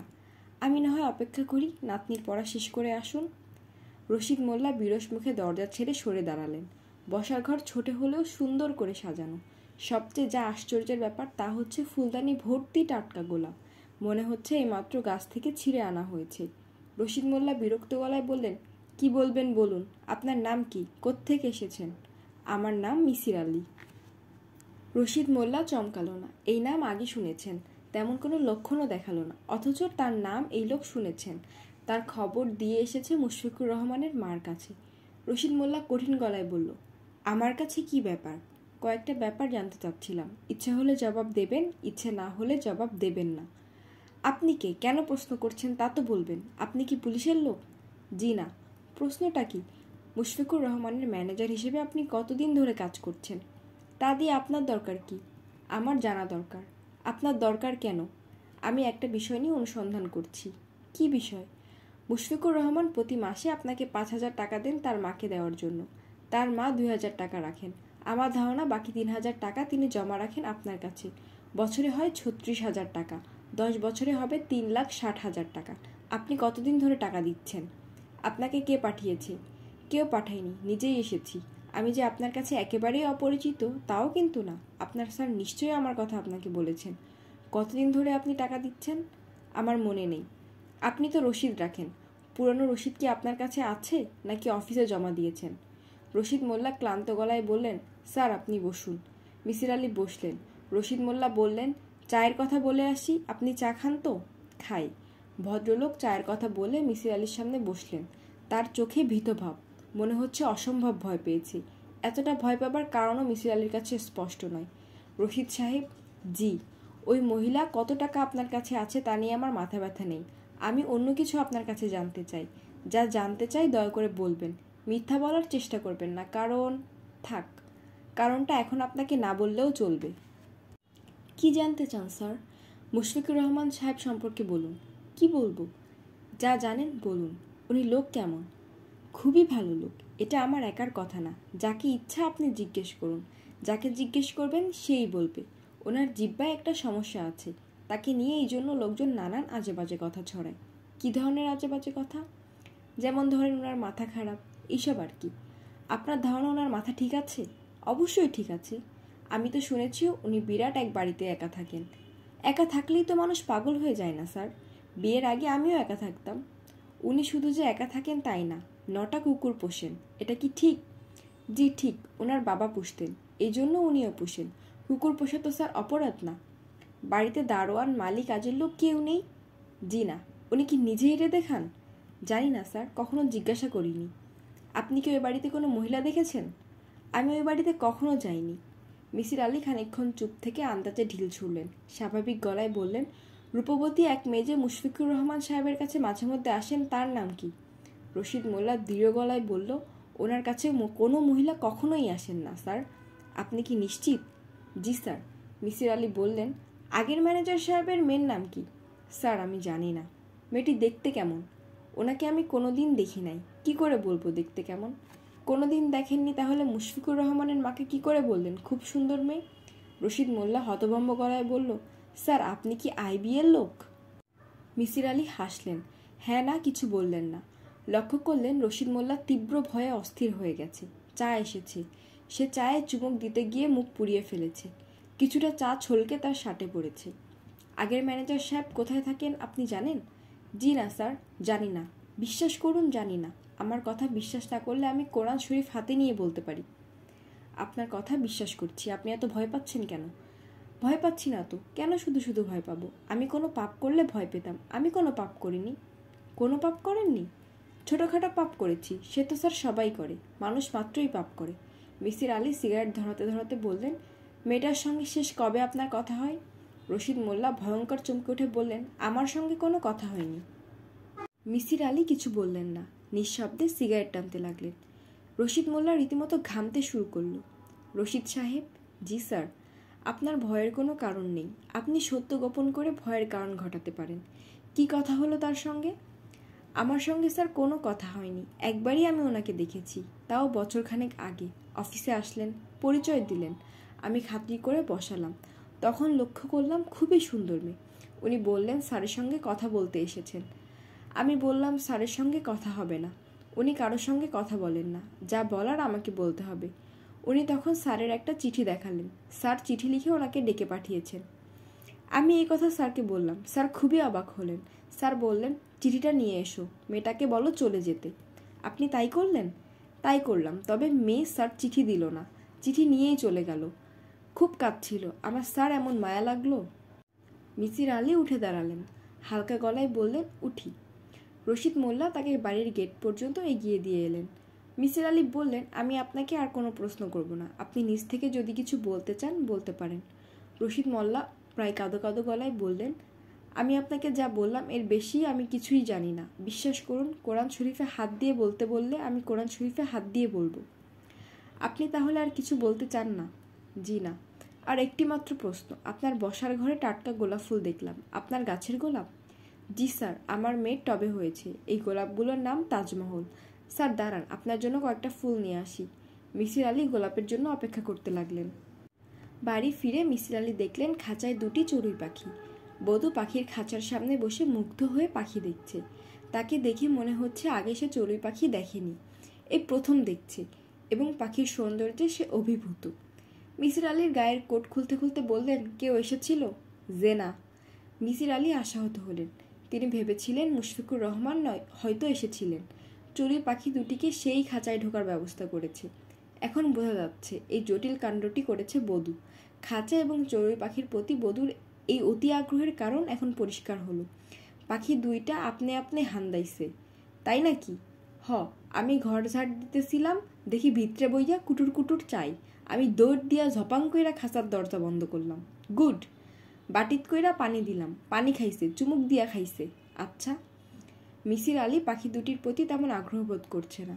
তিনি হাত মুখ ধুয়ে বিছানায় গেলেন। কয়েকটা জরুরি বিষয় লিখে ফেলা দরকার। বধূ বলল, ভাত দিমু স্যার? দেও।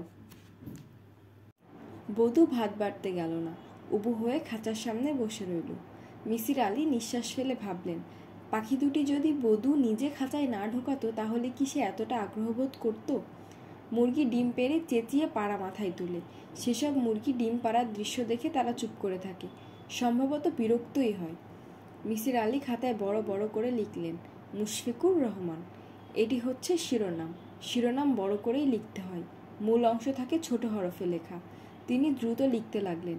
খানিকক্ষণ পরে অবাক হয়ে দেখলেন তিনি যা লিখেছেন তা হচ্ছে, মুশফিকুর রহমান, মুশফিকুর রহমান, মুশফিকুর রহমান, মুশফিকুর রহমান, মুশফিকুর রহমান, মুশফিকুর রহমান, মুশফিকুর রহমান, মুশফিকুর রহমান, মুশফিকুর রহমান।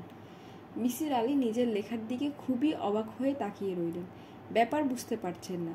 তার নিজের চিন্তাভাবনা কি এলোমেলো হয়ে গেছে? এরকম কাণ্ড তো আগে কখনো ঘটেনি।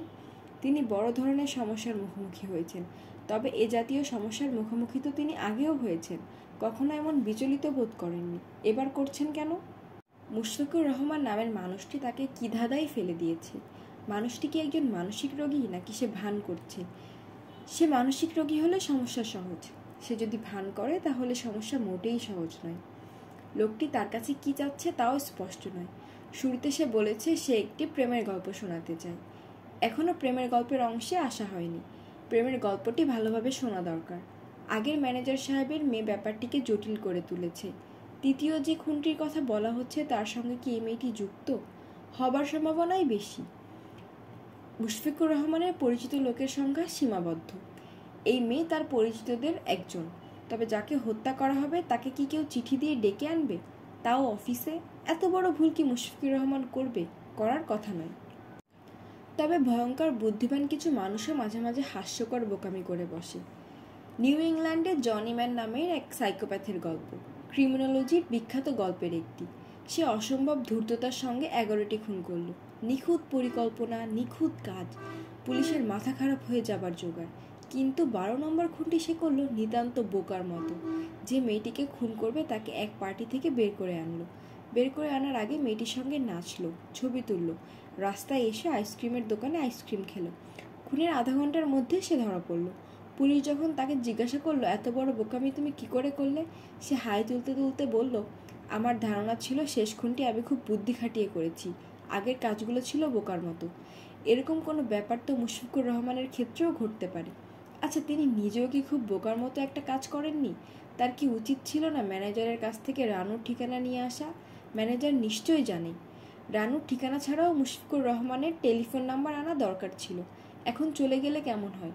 রশিদ মোল্লাকে হকচকিয়ে দেওয়ার জন্যও গভীর রাতে তার বাসায় উপস্থিত হওয়া দরকার। স্যার, ভাত দিছি।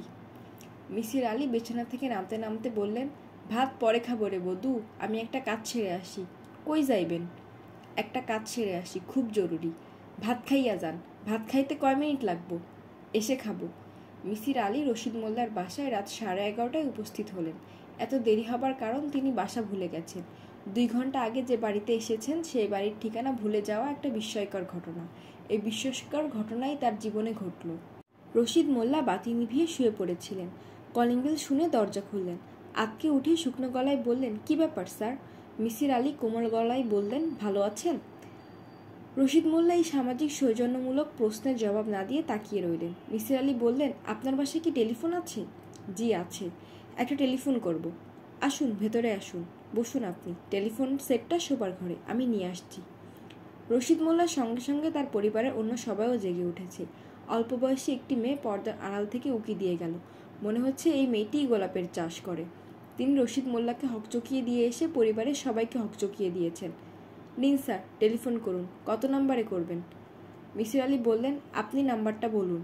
রশিদ মোল্লা বললেন, কি নাম্বারের কথা বলছেন? মুশফিকুর রহমানের টেলিফোন নাম্বারটা বলুন। নিশ্চয়ই তার বাড়িতে টেলিফোন আছে, আপনি তার নাম্বারও জানেন। এখন টেলিফোন করে লাভ হবে না স্যার, উনি এখন টেলিফোন ধরবেন না। সন্ধ্যার পর উনি টেলিফোন ধরেন না। তবু চেষ্টা করে দেখি, নাম্বারটা বলুন। উনি যদি জানেন আমি নাম্বার দিয়েছি তাহলে খুব রাগ করবেন। উনি জানবেন না। রশিদ মোল্লা শুকনো গলায় নাম্বার বললেন। 2 বার রিং হতেই ওপাশ থেকে টেলিফোন উঠানো হলো। কেউ কোনো কথা বলছে না। মিসির আলি কুকুরের ক্ষুব্ধ গর্জন শুনতে পাচ্ছেন। কেউ একজন খুব হালকাভাবে টেলিফোন সেটের উপর নিঃশ্বাস ফেলল। মিসির আলি বললেন, হ্যালো। ওপাশ থেকে ভারী গম্ভীর গলায় বলল, মিসির আলি সাহেব? জি, আপনার টেলিফোন কলের জন্যই অপেক্ষা করছিলাম। গলার স্বর সম্পূর্ণ অচেনা। শুদ্ধ ভাষায় কেউ কথা বলছে, কিন্তু এর মধ্যেই গ্রাম্য টান আছে। পুরুষ কণ্ঠ, তবে এই কণ্ঠের সঙ্গে মুশফিকুর রহমানের কণ্ঠস্বরের কোনো মিল নেই। গলার স্বর মানুষ বদলাতে পারে, কিন্তু এতটা পারে না। মিসির আলি বললেন, আপনি কে বলছেন? আমাকে আপনি চিনবেন না। আপনার সঙ্গে আমার পরিচয় হয়নি। আমি তন্ময়ের টিচার ছিলাম, ওকে অঙ্ক শেখাতাম। তন্ময় সম্ভবত আমার কথা বলেছে আপনাকে। হ্যাঁ, বলেছে। শুনুন মিসির আলি সাহেব, আমি আপনার সঙ্গে কথা বলার জন্য খুব আগ্রহ নিয়ে অপেক্ষা করছি। কবে আসবেন? বুঝতে পারছি না কবে আসবো। প্রেতাত্মাদের সঙ্গে কথা বলতে ইচ্ছে করে না, ভালোও লাগে না। ভালো লাগে না কি করে বললেন? আগে কি কখনো প্রেতাত্মার সঙ্গে কথা বলেছেন? আপনার সঙ্গে বলছি। বাহ, আপনি মানুষ হিসেবেও তো রসিক। একবার আসুন। আসবেন? আসতেও পারি। দেরি না করে চলে আসুন, আজ রাতেই চলে আসুন। আপনার বাড়ির ঠিকানা কি? রশিদ মোল্লাকে জিজ্ঞাসা করুন, ও আপনাকে ঠিকানা বলে দেবে। আপনি ওর বাসা থেকেই তো টেলিফোন করছেন, তাই না? জি। কিংবা এক কাজ করতে পারেন, ওকে সঙ্গে নিয়ে চলে আসতে পারেন। ও দারুণ ভীতু। ওকে একটা ধমক দিলেই ও আপনার সঙ্গে আসবে। ও দূর থেকে বাসা দেখিয়ে দেবে, কাছে আসবে না। সন্ধ্যার পর বাসার কাছে আসতে সে ভয় পায়। আজ আসতে পারছি না, তবে হয়তো শিগগিরই আসবো। শুনুন মিসির আলি সাহেব, আজ আসাই ভালো। জ্যোৎস্না রাত আছে। জ্যোৎস্না আপনার ভালো লাগে নিশ্চয়ই? ভালো লাগে না। জ্যোৎস্না অনেক রহস্য তৈরি করে। রহস্য আমি পছন্দ করি না বলেই দিনের আলো জ্যোৎস্নার চেয়ে বেশি ভালো লাগে। রহস্য আপনি পছন্দ করেন না? জি না। এই জন্যই আপনার সঙ্গে কথা বলতে চাচ্ছি। চলে আসুন। আসবো আসবো, এত ব্যস্ত হবেন না। আমি মোটেই ব্যস্ত নই, আপনি ব্যস্ত হয়ে পড়েছেন, এই জন্যই বলছি। ও আরেকটা কথা, আগের ম্যানেজারের মেয়েটির ঠিকানা রশিদ মোল্লা জানে না। বের করার চেষ্টা করেছে, পারেনি। তবে আমি আপনাকে ঠিকানা দিতে পারি। ওরা নারায়ণগঞ্জে থাকে। আপনার কাছে কি কাগজ কলম আছে? থাকলে লিখে নিন। মিসির আলি বললেন, থাক, ঠিকানার প্রয়োজন নেই। আমি যে এত কিছু জানি, আপনি কি এতে অবাক হচ্ছেন না? আমি এত সহজে অবাক হই না। আপনার নাম তো জানা হলো না। দেখা হলেই নাম বলবো, এত তারা কিসের? মিসির আলি টেলিফোন নামিয়ে রেখে রশিদ মোল্লাকে বললেন, চলি রশিদ সাহেব, অনেক রাতে আপনাকে বিরক্ত করেছি, কিছু মনে করবেন না। রশিদ মোল্লা কিছুই বললেন না, জুবুথুবু হয়ে বসে রইল। এই শীতের রাতেও তার কপালে ঘাম। সে খুব ভয় পেয়েছে। আগেরবার রশিদ মোল্লা গেট পর্যন্ত এগিয়ে দিতে এসেছিল, এবার এলো না। দরজা বন্ধ করতেও উঠল না। রশিদ মোল্লার মেয়েটি দরজা বন্ধ করার জন্য উঠে এসেছে। সে খোলা দরজাটি দাঁড়িয়ে তাকিয়ে আছে মিসির আলির দিকে। তার বাবার মতো মেয়েটিও ভয় পেয়েছে।